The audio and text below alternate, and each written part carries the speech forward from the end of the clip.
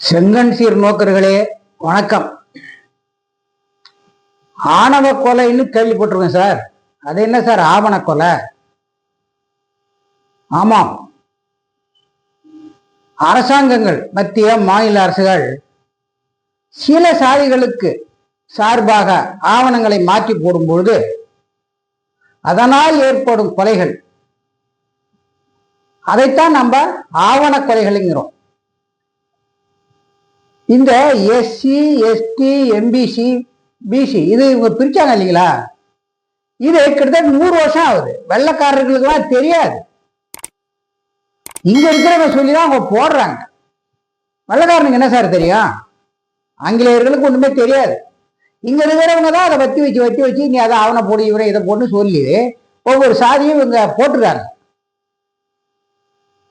அதே சமயம் ஒரு சாதி சொன்னா ஏத்துக்கிட்டு இருக்காங்க. உதாரணத்துக்கு நாடார்கள் எடுத்துங்க. 1920 எங்களுக்கு நாடார் பேர் கொடுங்கன்னு கேட்கும்போது கொடுத்துருக்காங்க. அது மாதிரி நீங்க ஒரு பேரை போடணும் எடுக்கணும்னா அது சம்பந்தமா மக்களை கேட்கணும். அது மட்டும் இல்ல, குறைஞ்சும் ஒரு 10 வருஷத்துக்கு ஒரு முறையாவது அப்கிரேடேஷன் சொல்லுவாங்க, சாதிகளை மாற்றி அமைக்கிறது. அதையும் செய்யல.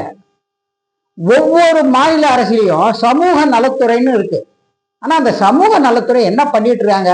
இதெல்லாம் கவனிக்காம அங்கேயிருந்து வர வேண்டியது, சம்பளத்தை வாங்க வேண்டியது, அதிகாரிகள் நாற்காலியை உட்காந்து தேய்ச்சிட்டு போறதுதான் வச்சிருக்காங்க சமூக நலத்துறை. சரி, இந்த ஆவணப்படுகொலைன்னு பார்த்தோம் இல்லையா? இதுக்கு மணிப்பூர் எடுத்துக்கும். மணிப்பூர்ல 2 பிரிவினர் இருக்காங்க. ஆனா 2 பேருமே ஒரே ட்ரைபால்ஸ் தான், பேர் வெவ்வேறு இருக்கலாம். அதுல ஒரு ட்ரைபால்ஸ், அதாவது அந்த பூர்வீக குடிகள், அவங்க 2 பேரு 2 பிரிவில் இருக்காங்கன்னு சொன்னோம் இல்லையா? அவங்கள ஒரு பிரிவினர் மலையும் அதை சார்ந்த காட்டிலும் இருக்காங்க. இன்னொரு பிரிவினர் மலையடிவாரம், அந்த பிளைன்ஸ் கீழே சமவெளி அதுல இருக்காங்க. இவ்வளவுதான் வித்தியாசம். இப்போ இந்த மலையில இருக்காங்க இல்லைங்களா, காடு, அவங்க என்ன பண்றாங்க? கஞ்சா செடிகளை உற்பத்தி பண்றதா எனக்கு கிடைச்ச சில நண்பர்கள் நிறைய பேர் போலீஸ் வரையா இருக்காங்க. அது மூலமா கிடைச்ச நியூஸ் தான் இது. இதை நான் கன்ஃபர்மேஷனா சொல்லல, இருக்கலாம் அப்படிங்கிறது தான். அவங்க இந்த கஞ்சா செடிகளை வளர்த்து அதை அனுப்புறாங்க.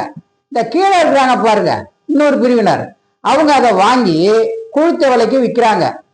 வசதியானவங்க ஆறாங்க. அதனால என்ன பண்றாங்க? முதலமைச்சர், அந்த மாதிரி அமைச்சர் பதவிகள், இன்னும் அந்த அதிகார பதவி, இதெல்லாம் அவங்க அடைஞ்சிடுறாங்க. இது அவங்க அடைஞ்ச உடனே என்ன ஆகுது?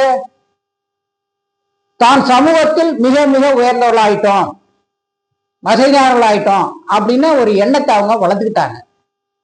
வசதி வந்தவொடனே அவங்க என்ன செய்யறாங்க? அவங்க வசதி வந்ததுக்கு என்ன காரணம் நான் சொல்லியாச்சு. தங்களை உயர்ந்தவரா நினைக்கிறாங்க. தனக்கு கீழே ஒரு சாதி இருக்குன்னு எதிர்பார்க்கிறாங்க.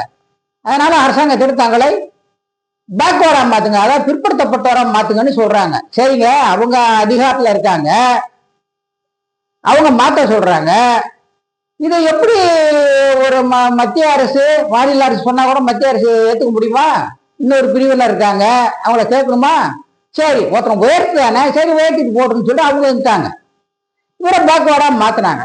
இவருக்கு பேக்வர்டா மாத்தின உடனே நேற்று வரைக்கும் நான் கூட தான் பாருங்க சகோதரன், அந்த சகோதரனை கீழ்சாதி நடத்த ஆரம்பிச்சிட்டாங்க சார். இத்தனை வருஷம் நடத்தாதவங்க. அப்புறம் அங்க பெண்களை கேலிக்கு கிண்டல் பண்றது. ஏன்னா அவங்க மயிலேன்னு கீழே அடிவாரத்து வந்தானே ஆகும். இது இந்த ரொம்ப இவங்களுடைய டார்ச்சர் அதிகமாயிடுது. அவன் பார்த்தான் கஞ்சா செடி வளர்க்கறத நிறுத்திட்டான். எரிகிறத இழுத்தா கொதிக்கிறது நிற்கும். நான் அவன் அனுப்புறேன் கஞ்சா செடியை கஷ்டப்பட்டு விட்டு, நீ போதை பொருள் வித்துட்டு என்னையே கீழ்சாதிங்கிறியா, உன்னை பாக்குறான்னு சொல்லி அவன் வெட்டிட்டான். ஐயாவுக்கு வருமானம் போச்சு. நிறைய கோடி கூட கொட்டி இருந்தவங்களுக்கு இல்ல பார்த்தான். இப்போ வருமானம் குறைஞ்சவனே என்ன நினைக்கிறாங்க? மீண்டும் தாங்க அடாடா ட்ரைபா இருந்தோம்னா நமக்கு நிறைய சலுகை கிடைக்குமெட்டு மீறி என்னை எஸ்டியா மாத்துன்றாங்க. இங்கதான் சார் பிரச்சனை ஆரம்பிச்சுது. ஒருத்தனை சமமா இருந்த சாதியை உயர்ந்தவனு சொன்னா அது பரவாயில்ல, மறுபடியும் அவனை நீ எஸ்டின்னு மாத்தி கொண்டு வரும்போது இன்னொரு பிரிவினர் கடுமையாக எதிர்க்காங்க. கொஞ்சம் நெஞ்சம் இல்ல.